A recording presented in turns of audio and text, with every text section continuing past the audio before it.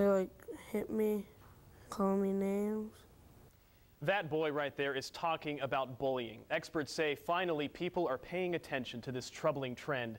Its impacts are wide. An estimated 160,000 students miss school every day for fear of bullying. And of course, some teens have recently committed suicide. But bullying isn't just happening at school. It could be taking place in your own house without you even knowing about it.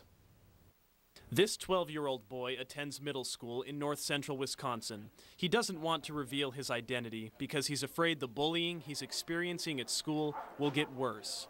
I don't feel accepted at that school. He says he gets hit, punched, and called names. It feels bad because I keep on getting bullied.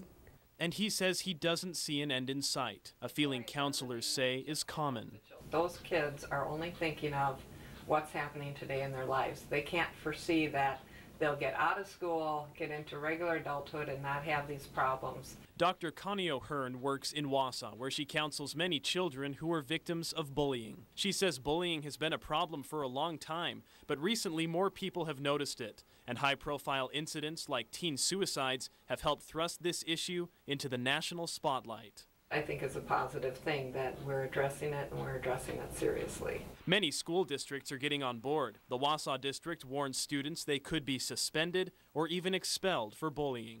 If we can't create that safe environment for kids to come into, the learning process is not going to be as effective as we'd like it to be. But bullying has taken on other forms outside of school. One of them is cyberbullying, and experts say it can be just as damaging.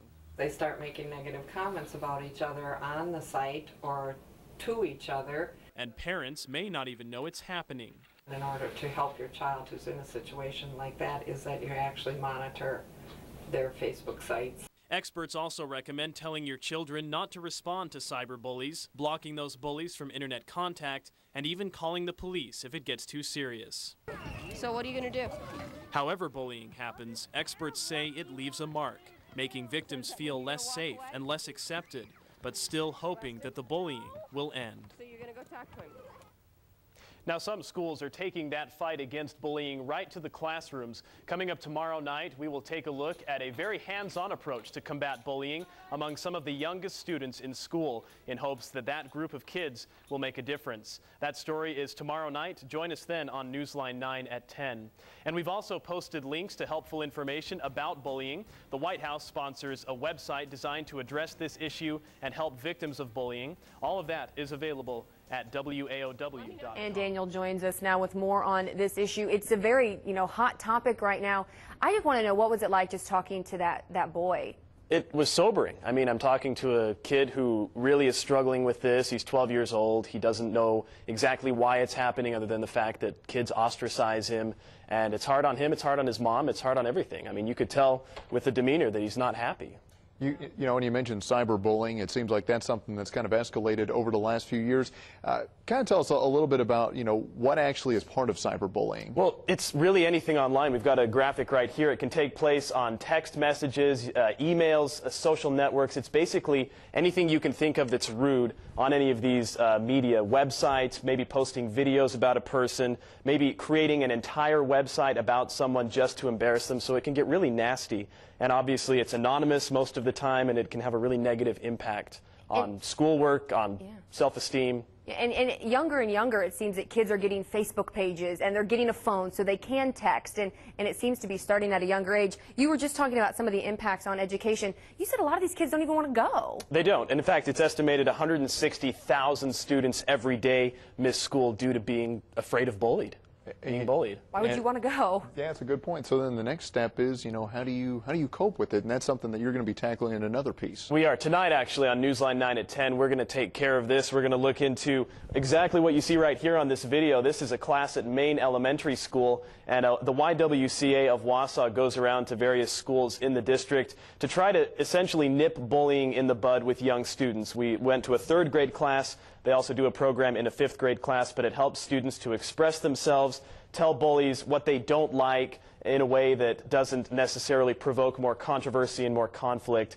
And it's really interesting. We're going to delve into that tonight at 10 in a special report that I'm working on for that show. I'm sure kids that are bullied and their parents probably feel like they have nowhere to turn. Like, who do you go to with this? Do you It's have any complicated. I mean, if it were a simple solution, I don't think it would exist. But there are resources. We've posted quite a bit at waow.com. We have numbers that you can call there by clicking to a link that's actually sponsored by the White House. It's called stopbullying.gov. And quite a bit of helpful information. It's not easy, obviously, but it is possible to start working on something to at least prevent this from happening as often. It's nice to know that there are programs in our area, too, specifically just to target what's happening here. Yeah, and it's sad. I mean, it's a sobering subject, and, you know, helps us all remember to be nice to each other. Just you posting stories on our Facebook page have gotten so many comments and feedback and stuff, so it does seem to affect a lot of people. I get a lot of voicemails, email messages from people saying, this impacts me, my daughter, my son. Get the word out. It needs to stop. Well, glad that you're tackling the subject. Thanks for joining us this morning, Thank Daniel. you. All right, coming up next, we'll have another look at weather and our Bullying birthdays. has quickly attracted the national spotlight. It has serious consequences, from kids missing school even to suicides. Last night on Newsline 9, we looked at the impact of bullying and how victims struggle to overcome it. Well, tonight, Newsline 9 digs for solutions. Don't be a bully, don't be mean. This is a third-grade class at Maine Elementary School in Wausau. Be nice. But this isn't a music lesson. I'm here to tell you just what I mean. These students are learning about bullying. So who's playing nicely? The YWCA visits schools across the region, helping students answer questions like, what is bullying? How do you deal with it? And how can you get rid of it? Nobody wants to be punched at school and hurt. Ruth Sazama conducts the class. We just want to supplement what the schools are doing. With third graders, she says she keeps it simple, helping students learn how to effectively tell a bully to stop instead of just fighting back. We stick to the basic I message, I don't like it when you make fun of me.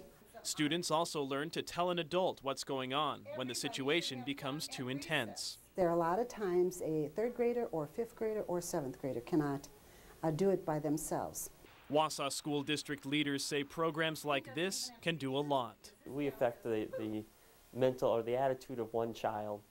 I think we're making a difference. But bullying affects children at all grade levels, and it may be more serious. Experts say parents should be alert and talk to their children. If they discover a problem, they should document the bullying, get to know the school's policies, and if necessary, get help from police. That's a last resort, but Ruth Sazama says she hopes her classes will keep these students from ever getting to that point. I had a teacher who confided in me after working with her class that her son had had me a couple weeks before, and he actually was being bullied. And he tried some of the technique that I told him, and it was working.